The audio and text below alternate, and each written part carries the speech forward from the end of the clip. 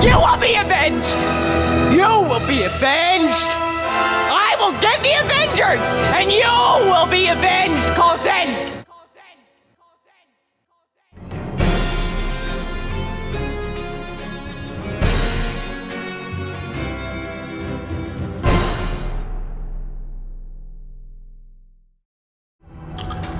Bomb Squad!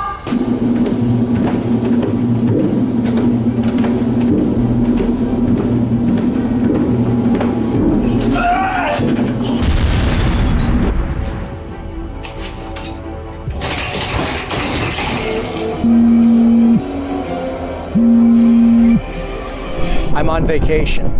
Bite me.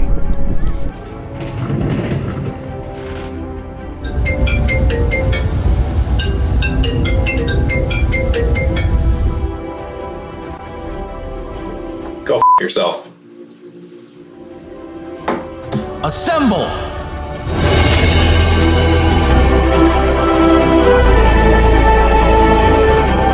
Hi, welcome to the Bomb Squad podcast. I am your host and master of ceremony, Tanner Richard Kraft, and with me I have...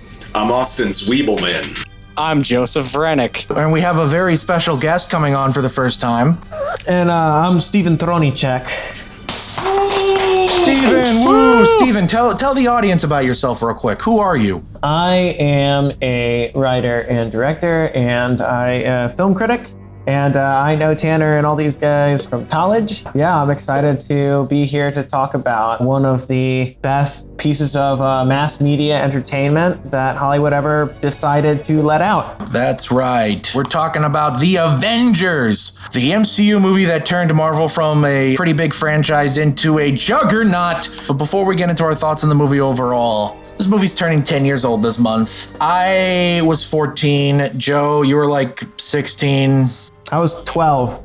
I was 18. So what do you guys remember about how it felt around the time this movie was coming out? I even felt like in the moment that they'll build up to this movie and the time after this movie that something was seismically shifting in the world almost. I know that sounds dramatic, but that's how it felt like to me as a kid. So I'm just curious, do you remember about the cultural hype about the Avengers? Austin, I want to start with you on this. Funny enough, when this came out, I wasn't even a paying passenger on the MCU gravy train yet, right? I watched Iron Man when that came out, and I loved it to bits. But it sort of sent me on this RDJ binge that mostly just materialized as me obsessing over Charlie Bartlett and Kiss Kiss Bang Bang. Charlie Bartlett, shout out. But I ignored the other Phase 1 films and basically skipped right ahead to Avengers. Like the internet told me the gist of what I missed, and it wasn't until Winter Soldier that I decided to consistently go see these things whenever they came out. But I remember the hype. I remember the hype because it materialized in front of me, the way a truck materializes in front of a deer. You see, my first job was at a movie theater. I had been there one whole year by the time that this movie graced our humble multiplex. I was opening concession the day after it came out. Usually, it's a ghost town in the mornings, right? You walk right in, you start popping the popcorn, maybe catch a couple of rogue geriatrics who are really vocally proud of how early they wake up every morning. But Saturday the 5th was different. It's like 7 a.m., my mom's driving me up to work, and when we pull up, I see maybe 60 or 70 people standing outside the front door of our movie theater. Like, I'd worked The Dark Knight Rises, I'd worked Breaking Dawn, I'd worked the final Harry Potter movie, but I wasn't there when Avatar came out. I'd never seen a billion-dollar movie like this before.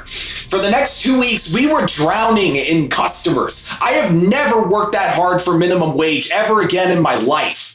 Sometimes ushers would walk in just to see how people would react to the puny God segment. And then they'd walk out and start giving these pissed off ramblings about how the after credit scene really cut into their already limited cleaning time. Everybody was talking about it at school the next day, even the teachers, and it's fairly well documented that shawarma sales in this area had a little surge after the film came out.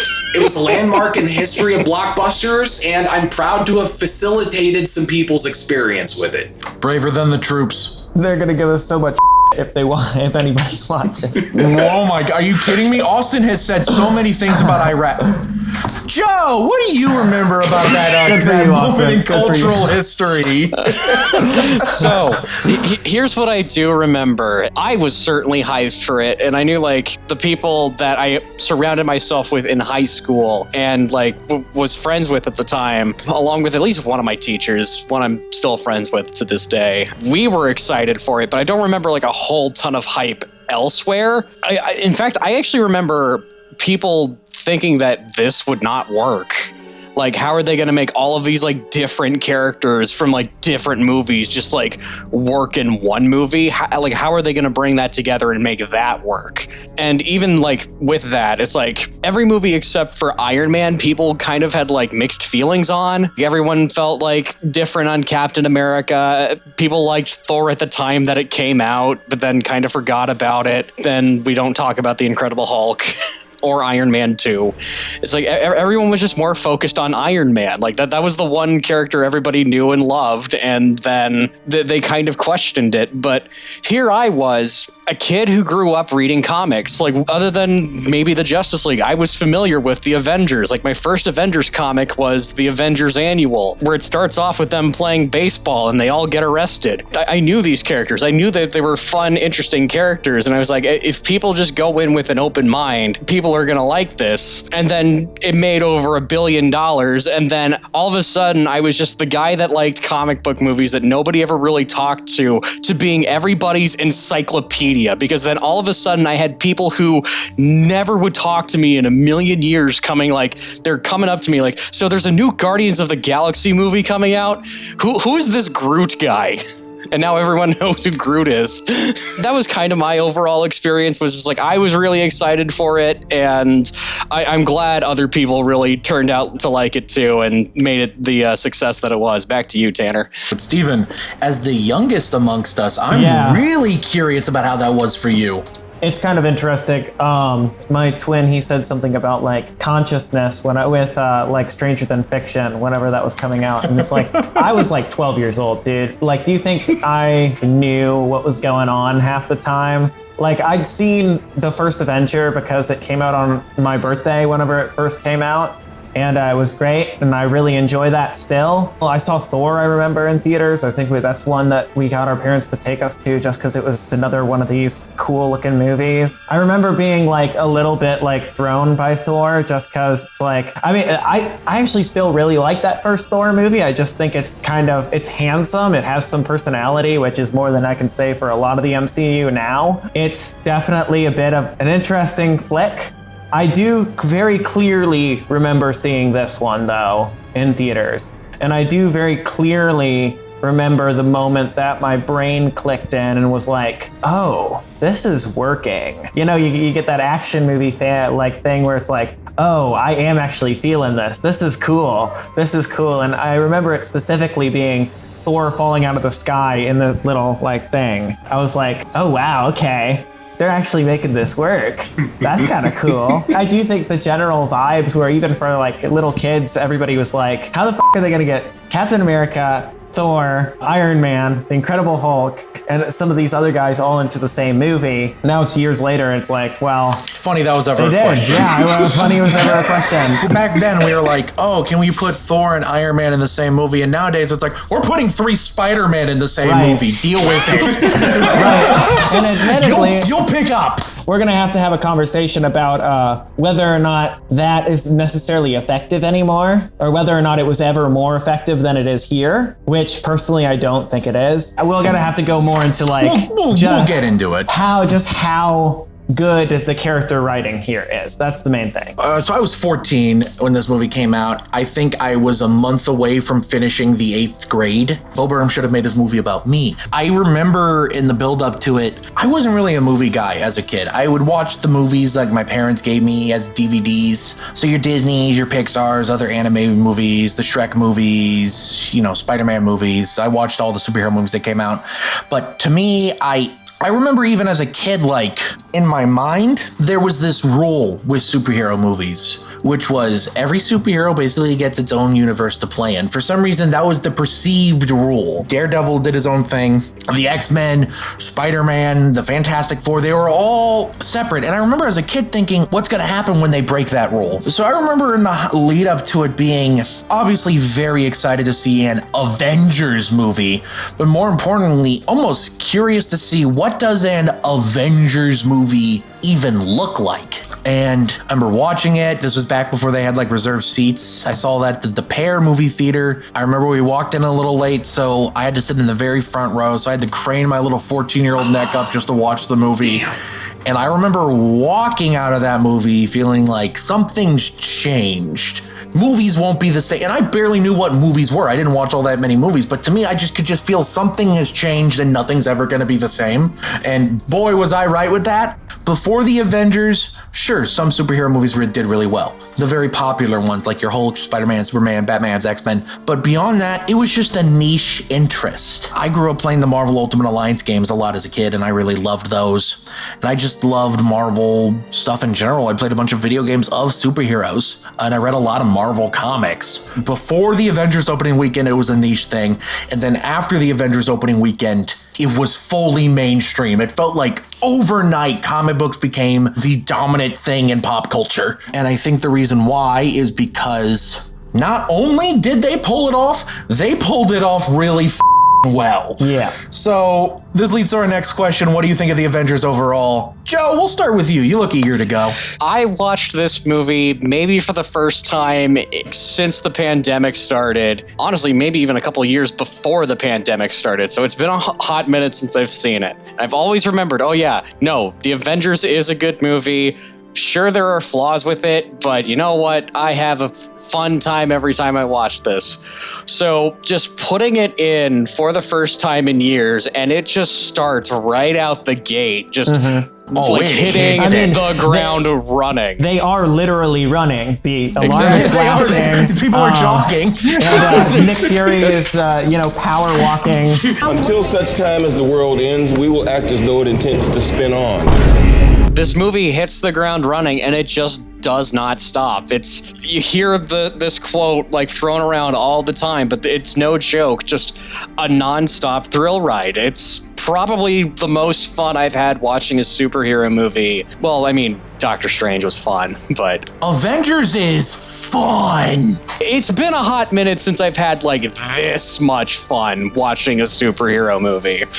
It's funny in hindsight seeing where the MCU has gone since, because it's like at the time this felt huge. Now this just feels kind of quaint and kind of small. And you know what? That's okay. Because it's still a fun movie. We've reached a point where it's like every single character from all of the movies has come together, and this one's no longer that big a deal. But you know what? In my heart of hearts, it's still a big deal. It's always going to be the first one. I will say this. It's like the one thing that I will 100% die on a hill for are the visuals for this movie.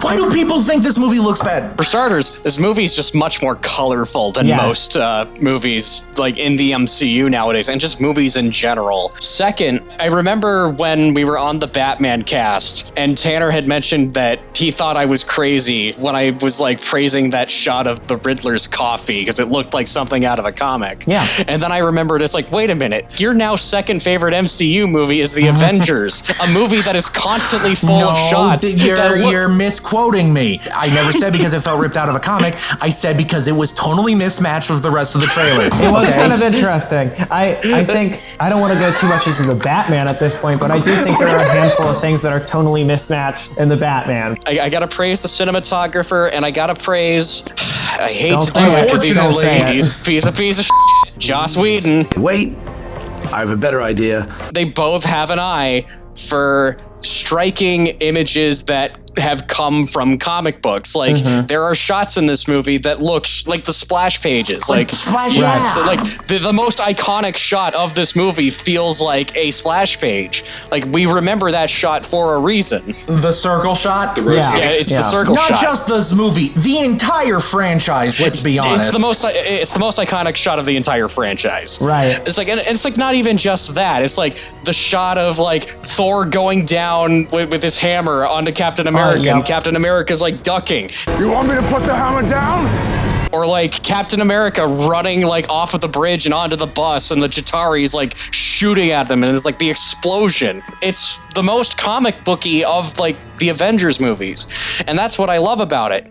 And I will not hear any criticisms about Captain America's costume because of how much this movie feels like a comic book.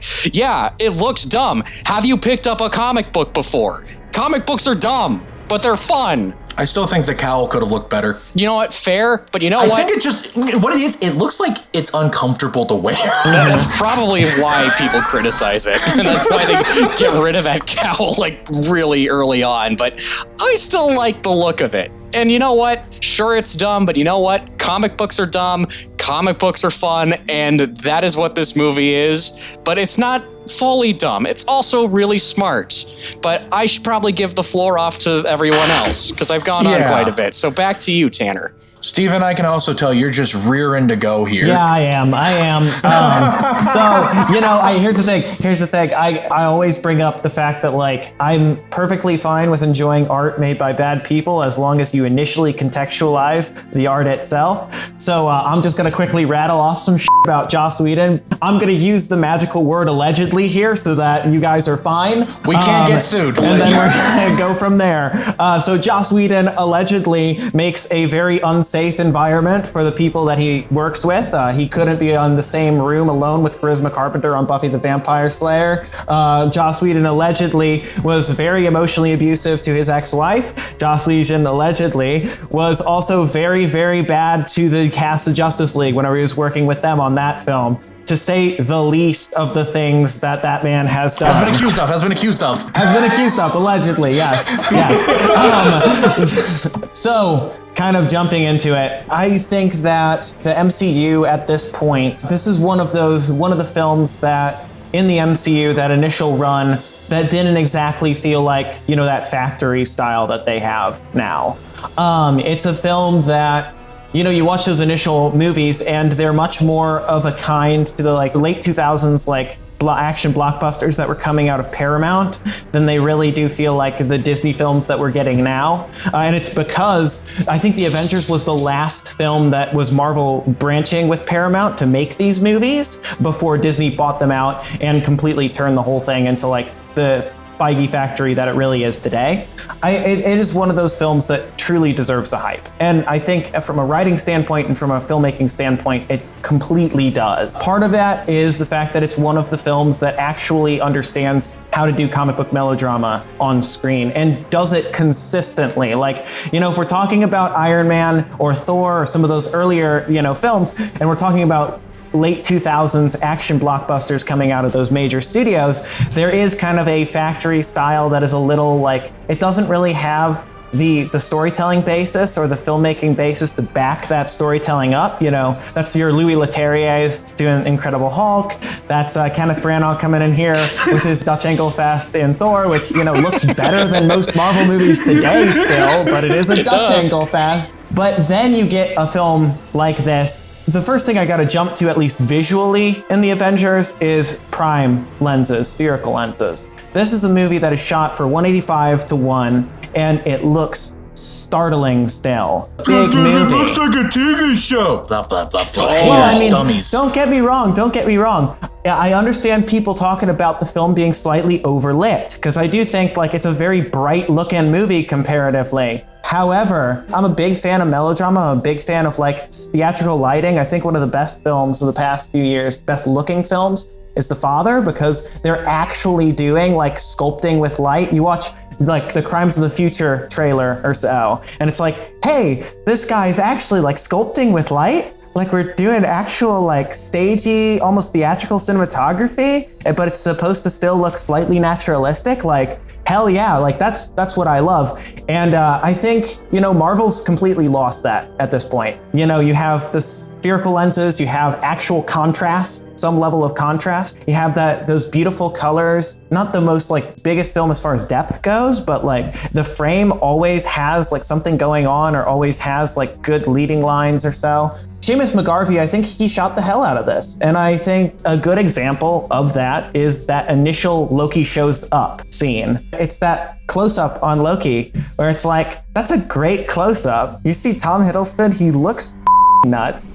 He's just like grinning. He's totally sick. ready to go. He looks sick. Yeah. Other than like some of the stuff that James Gunn is doing, no other Marvel film has looked as good as this one. And that includes like a lot of the people that are trying to do like newer, like stylistic stuff in the MCU, where it's like, I don't know, it just looks really underwhelming to me.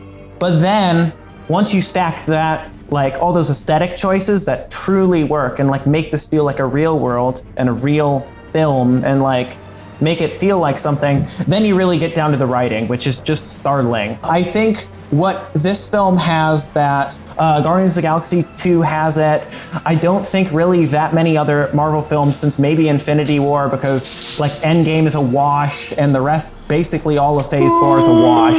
What this film has is a significant sense of those individual characters. And I mean, the initial like contrast, of course, like the main contrast is that idea of Captain America and Iron Man here, where it's like You're not the guy to make the sacrifice play, to lay down on a wire and let the other guy crawl over you. You're a laboratory experiment, Rogers. Everything special about you came out of a bottle. Let's see these two guys really boil each other up. And from a screenplay level, the fact that these guys do end up progressing so much through that script. I mean, it feels like a magic trick from a writer's standpoint. Like, so many scenes of this movie feel like a magic trick from a writer's standpoint. Introduction of Bruce Banner is like, what the f***, man? Introduction of Captain America with Nick Fury with then the $10 thing. What the f***, man? Introduction of Iron Man going up into the portal and doing the whole sacrifice thing. It's like, you know, the Avengers is one of the main screenplays we can talk about where it's like screenplays are built on absolute bullshit, and it is mainly just like, does this setup happen? Does this payoff happen? Okay, I guess if you get those two things together, you create drama. And like, I honestly can't believe how cohesive it still is. Cause, you know, I was watching Doctor Strange 2 and I'm like, yeah, some setups and payoffs? That's awesome. Like, I love that. And I was like, wait a second, am I feeling like that's the baseline now? Where we like get just a handful of setups and payoffs? Because like Eternals couldn't even do that. And it's like, oh my God. Just like a wash, Tanner's gonna kill him. Terrible film. And then you get to Shang-Chi, which is like freaking wash, where it doesn't even have a first act. And it's just like, it looks terrible. And it's, oh man. And but then you go back and it's like, this is joy right here. This is actual joy. And from a screenwriter's point of view, it's just, it's a great strong film. Script. Austin. Last night you said this is 10 out of 10 cinema, greatest movie ever made, right? Yeah, I think that all of my points for the most part were covered, so I'm just going to sprinkle in a couple of things. I was very surprised to see marijuana mentioned by name in this film. That feels like a sort of relic of the Paramount days. You really have got a lid on it, haven't you? What's your secret? Mellow jazz, bongo drums, huge bag of weed? Is everything a joke to you? It was also very funny seeing them trying to make Scarlett Johansson act like she speaks fluent Russian in the opening wonderful chair scene. Mark Ruffalo too. They also made him speak a language. Oh man, he's so good. If anyone still owns a 3D TV, I have to recommend getting a copy of this because the sort of wide-angle, tall, kinetic cinematography really lends itself to 3D. Most of my stuff has already been covered, so I want to hear Tanner go off. Okay, as I've talked about in the Eternals podcast, this is the movie that made me fall in love with movies. Before this, movies were just kind of a thing I watched sometimes, and after this, like just 2 years later, 2014, I'm going to the theater like 30 times a year, to now where I'm going to it like over 100 times a year. The best way I like to describe the Avengers, it's like a perfect blockbuster. It's not like The Godfather or something, but it's not trying to be. It knows it's not trying to be, but it thinks that it can be just as good in its own thing as like The Godfather can be in a way. They're two different things that are like at that same level of pinnacle of what this type of thing can be, I like to think. I think a lot of it is the writing. This is one of the better Marvel scripts period. It's really tight, even though it's 2.5 hours long. It never feels like there's a wasted moment. Everything feels like it's important towards building tension between characters, tension in the plot, building up these characters. You talked about how good the Hulk introduction scene is. I think it's really good. Not to mention that scene also had to introduce a new actor in the character who, honestly, I think this is Hulk at his best in any of these Marvel movies. Yeah. I don't necessarily dislike how they've used him in the later movies, but I don't think it's as good as this one, because Mark Ruffalo's performance in this movie as a man just constantly on edge is so good. It is so good. The fact that they play into that is really important here too. One of the best lines in the movie is, I didn't see an end, so I put a bullet in my mouth and the other guy spit it out. Like, holy shit. Also, we gotta talk about the most important thing in the movie whatsoever, which is that this is the hottest Ruffalo's ever been. Like, you know, you got that slight shoulder length hair, you know, you got that slight like, unbuttoned shirt. Yeah, you got the slight unbuttoned purple shirt. The chest hair. Let's go. Yeah. Come on, Eternal Sunshine Mark Ruffalo. That's the one I want to sleep with. This bed jumping. Maybe if his hair was longer, I could buy it.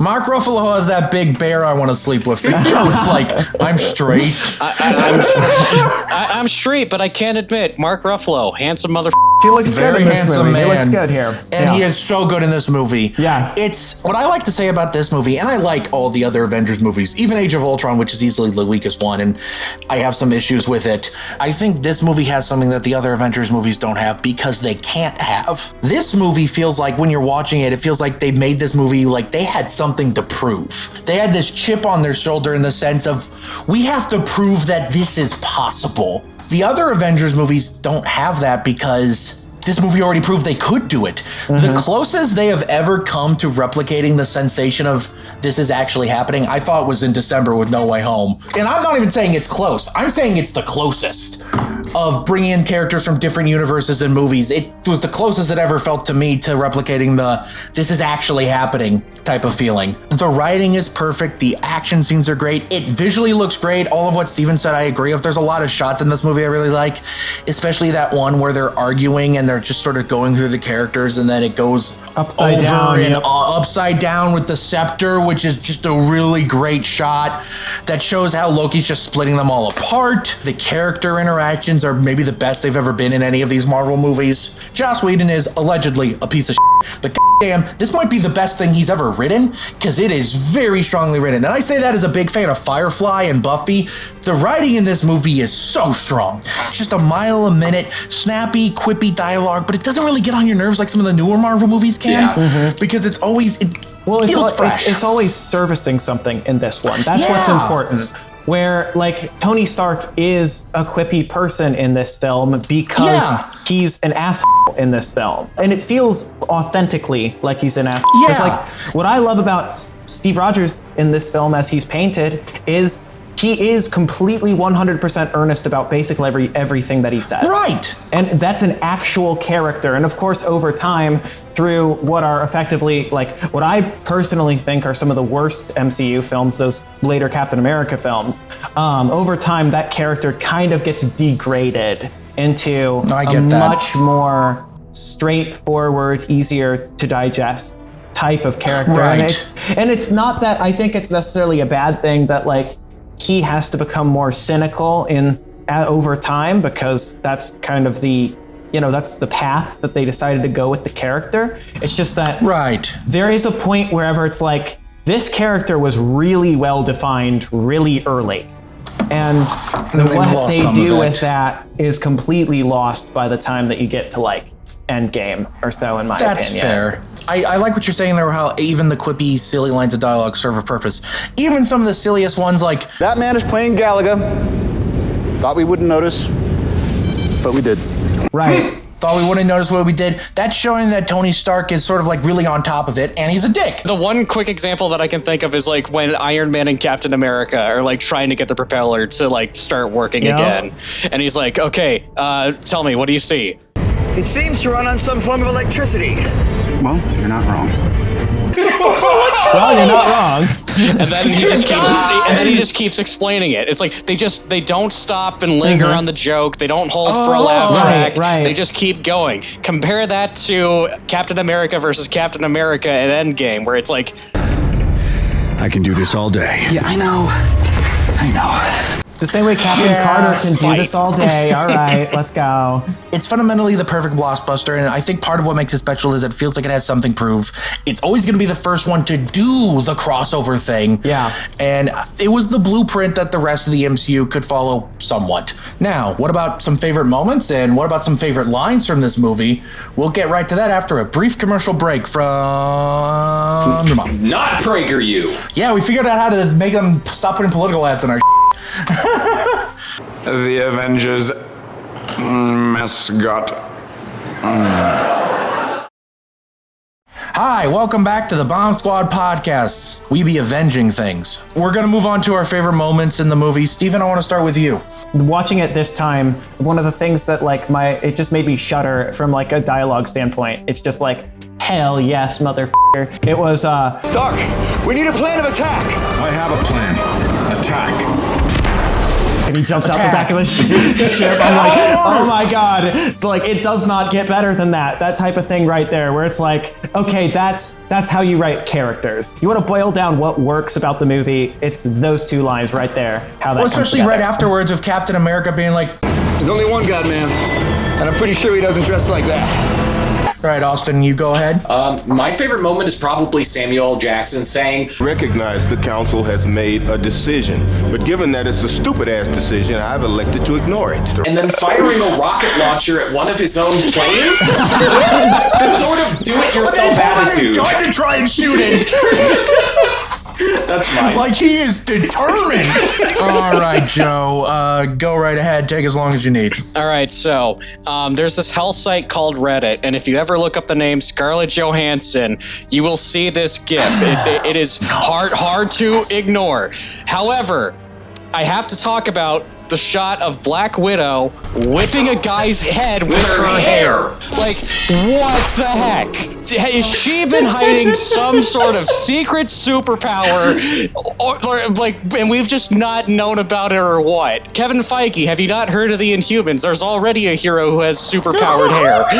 Oh wait, you have heard of them. Oh, But in all seriousness, my actual favorite moment of this movie, and it'll also just kind of bleed in to help with time here. I'm going to kill two birds with one stone because it's also it has my favorite quote in it too. It is the scene where they're all like bickering with each other, but more specifically, it is. The cell was just in case you needed to kill me, but you can't. I know, I tried. I got low. I didn't see an end, so I put a bullet in my mouth and the other guy spit it out. That hits like really hard at home for me personally as someone who has tried to commit suicide. There's like an emotional like attachment to that kind of line. Also, it just like, that is a scene that like says so much about what Bruce has been up to since, I don't even know if we even count the Incredible Hulk, but it it counts. Okay, but it Say says Abomination and She-Hulk. but it says a lot about the character without having to like get into like too much detail. It's like, and I had a bit of fun with this too on this current rewatch because I was considering like alternate castings, and I'm like, don't get me wrong, I would not change a thing about Mark Ruffalo, and he delivers this line with such finesse and like such care. It's like you feel for this guy. That being said, I do remember the one like almost cast that we got, and I've been spending a little bit of time with him as of late. I try to imagine like David Duchovny delivering this line, and you know what? I think he would have been able to pull it off. I don't know if he would have been able to pull off the rest of the MCU though. I think we ultimately got the correct choice, but you know what? I would not have complained. My favorite moment is the entire third act. Yeah, that's a good one. Well, the movie just explodes for 30 minutes again. After. I'm allowed to say that. Yeah, you can, yeah. If I had to pick a specific part, it's the tracking shot. Yeah, the combo move. Where they go through all the parts of the battle. Yeah. That is really cool. Yes. However, and this is actually going to transition to my answer for the next question, I think my absolute favorite, 100% favorite bit in this movie, the best line of dialogue in the movie, and I think the best line of dialogue in any MCU movie. That's my secret, Cap. I'm always angry. And boom! Oh! I remember watching chills. Every time I watch this movie, I'm always angry gives me chills. Well, then the chills like up because then it cuts to the most iconic shot of all time. Yeah, and then it just goes like, oh, what a, like, that little section right there to transition straight to the circle shot is just, that is one of my favorite lines of dialogue in a movie, like, ever. Which, I know, it's really simple. It's not saying a lot philosophically or whatever. It's so simple, but that's what makes it so perfect. But the part where Cap tells everyone, all those cops to do a thing, and the cop's like, why should we listen to you? Then he knocks out 4 of the aliens, and the cop immediately starts reciting what he did word for word. Is great. He's got a. That's just previews. This is opening night, and Loki, he's a full-tilt diva. He wants a monument built to the skies with his name plastered. I love that. If we're talking about dialogue, I think there's a cushioning element to a lot of the dialogue here that makes a big freaking difference. That comes in, it just character. It just highlights character. Again, like Loki is a full tilt diva. He's going to do it in New York. He's going to do it like that. And then right before the I'm always angry thing, or right after it, Captain America, he says, Loki's gonna keep this fight focused on us, and that's what we need. Without him, these things could run wild. And it's like, okay, well, at least we have some context as to how big the scope of this battle is truly going to get within the city, and how that's going to play out, kind of like that. And I think that type of like cushioning does the film a lot of good. You just reminded me of another one of my favorite lines. And Hulk. Smash. If anything, something that Whedon at least does terribly well in this film is he always ends specific segments and rhythms of dialogue with a very specific type of, there is like a setup and punchline element to that. I mean, again, we're going to assume that the world will continue until it doesn't type of thing. Just bam. A door opens from 2 ways in the first 5 minutes as well with the Tesseract thing. Bam. Or there must be something on, door opens from both sides. You're just ending on these like really rhythmically interesting lines that also tell you so much about how these characters are going to interact with each other. Yeah. I also think in terms of humor, I think the hardest I laughed this most recent time was... Loki is beyond reason, but he is of Asgard, and he is my brother. He killed 80 people in 2 days. He's adopted. Yeah. Like, it's a good line. So good. It's just, you can't deny it. Steven, what about you? What's the favorite line? It's one of those lines somewhere wherever Iron Man's threatening Loki in the top of the building, where he's like walking out from the bar. He's like, you want a drink? I have an army. We have a Hulk. That's good. We have a Hulk! I think Because if we can't protect the Earth, you can be damn well sure we'll avenge it. I think that Downey Jr., that's the best the greatest movie he ever made. Got in this whole series. Like, he's just, it's that bravado. It's that sense of like, but the fact is that all of that does actually have like a lot of character utility and just the script utility. It's not just fluff on top of everything. It's just, I don't know. It just works like gangbusters. The billionaire playboy philanthropist line is great. Take that off. What are you? Genius, billionaire, playboy, philanthropist. You're not the type of one to make the sacrifice call. What are you once you take off that suit? Billionaire, playboy, philanthropist. Shut the f*** You know, that type of thing. God, just shut his ass so down. Good. Austin, what about you? What's your thing, Pilates? What? It's like calisthenics. You might have missed a couple things, doing time as a capsicle. Yeah. I forgot about Capsicle. Yeah. Seen a bit of mileage, and you've got the glow stick of destiny. One just popped into my head. Sorry about this, guys. It's the Take us to the water. We're flying blind. Is the sun coming up? Yes, sir. Then put it on the left. Get us over water. You just made me remember something. Henry Dean Stanton is in this Harry movie. Dean Stanton which is is wild. in And this he has such a great line. You've got a condition. Are you an alien? No. Well, son, you've got a condition. I was wondering who that guy was. That's Henry Dean Stanton. He's just in this movie as a cameo. Harry Dean Stanton. Imagine Spider-Man No Way Home, except Ned opens a third portal and Henry Dean Stanton Harry Dean walks out. Stanton. No, but specifically Harry Dean Stanton from Paris, Texas walks out. And like the portal is just the two-way mirror, except it's only Andrew Garfield's Spider-Man on the other side. Okay. I'm going to have to cut out most of it, but who's ready for a few pieces of fun trivia? I got one, yeah. Steven, what was your thing you said you wanted to share? Okay, so the one thing that I want to bring up, which I saw earlier, is that the Polish filmmaker who made Deep End and all that stuff, Jerzy Skolimowski, shows up in this movie really early. He's the Russian general with Scarlett Johansson. What? Really? That's that guy. That's that? Oh my God. Yeah, he has a film at Cannes right now called EO. I also wanted to say that he's co-written a film with a person. It's going to be really disappointing and bad when you hear who the person is. Who is he co-writing? The new Roman Polanski movie. Oh, So that didn't that's even come up in something, IMDb at all. That is cool. Yeah. I mean, not the Roman Polanski part, but the Roman Polanski bad. Just put that in big bold letters, Austin. The after credit scene was filmed after the world premiere of the movie, and they actually, Chris Evans, the reason why he's putting his hand on the side of his head is because it was a wig that didn't fit that well, and he had a beard because he was filming Snowpiercer at the time. Okay. The thing about this man is playing Galaga I brought up earlier, Robert Downey Jr. improvised that. Hulk screaming at Iron Man to wake him up was improvised by Mark Ruffalo during his mocap performance. Joss Whedon suggested to Marvel that there should be a bigger villain plotting behind the scenes, which enabled Loki to conquer the Earth, and that someone should be Thanos, and the executives rolled with it. No, that wasn't some grand plan. That was just Joss Whedon's idea. Yeah, it's just a bunch of people making shit up, which is, I like the kind of making shit up energy of those initial movies. I'll say that much. Me too. Yeah. Wait, I have a better idea. Louis Leterrier, who directed The Incredible Hulk and is directing the new Fast and Furious movie, I guess, wanted Mark Ruffalo for the role of Bruce Banner before Edward Norton was cast. Okay. So I guess it was always meant to be.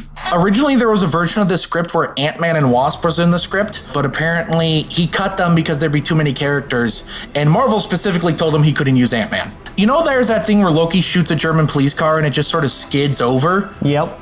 That was an accident. It was supposed to flip. It just failed to. Well, it looks cooler now. It looks It great. does look cool. Yeah, it looks way cooler. What a happy accident. It looks like otherworldly, that the thing just like flies away. When Robert Downey Jr. wakes up after making the sacrifice play, he was in the script, he just says, "What's next?" Robert Downey Jr. thought that sounded boring, so instead he improvised the "let's go get some shawarma, there's a shawarma place down here" thing. And he single-handedly caused shawarma sales to skyrocket.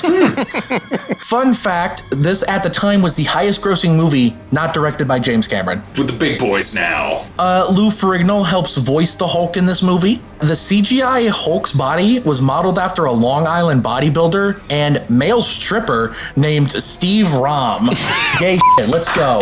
The Pentagon said that they couldn't reconcile the unreality of S.H.I.E.L.D. and our place in it. The Pentagon didn't like the implications that the U.S. military would also not answer to the U.S. government. Essentially, the Pentagon didn't contribute any funding or involvement in this movie like they usually do for these movies because they thought S.H.I.E.L.D. was confusing.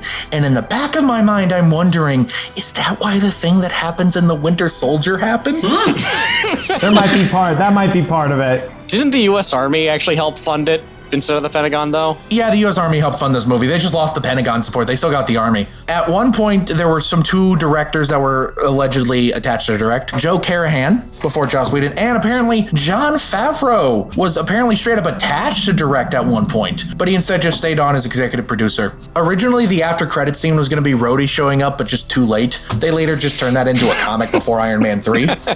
Joaquin Phoenix was rumored for Bruce Banner. Wow. At his age, at the time, huh?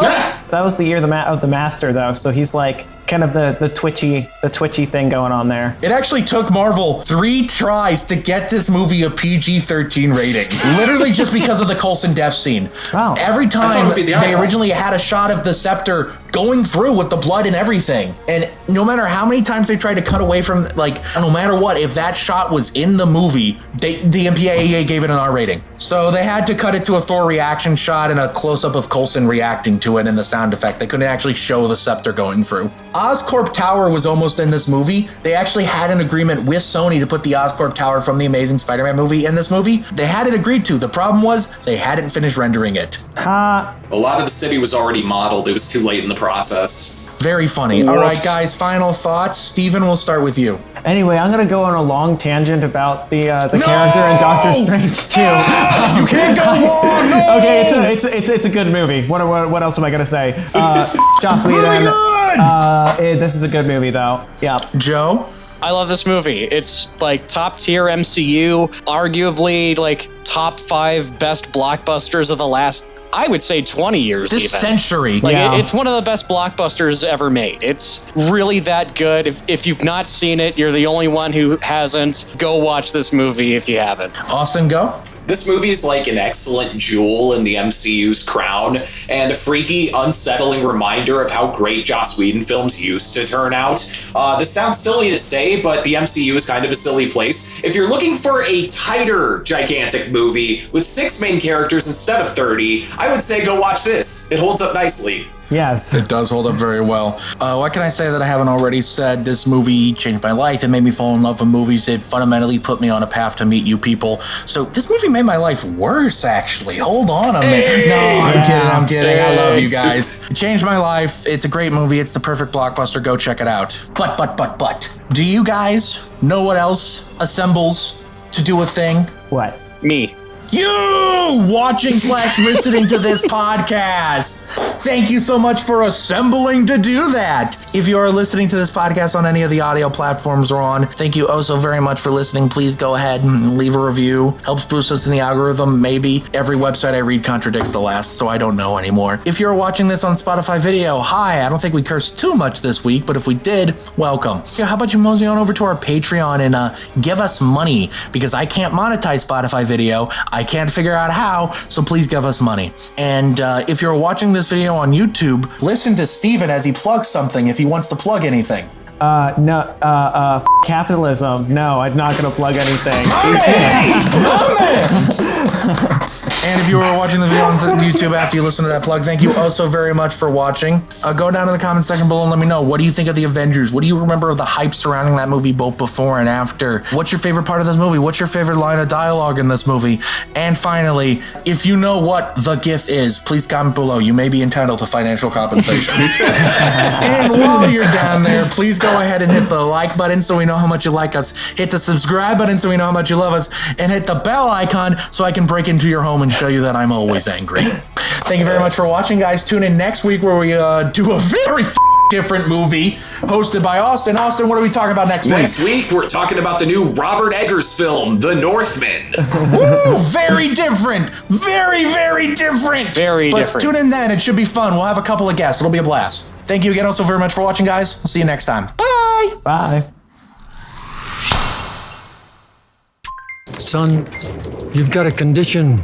I slid my ticket across the table and I said, "Sorry guys, I gotta see about a girl."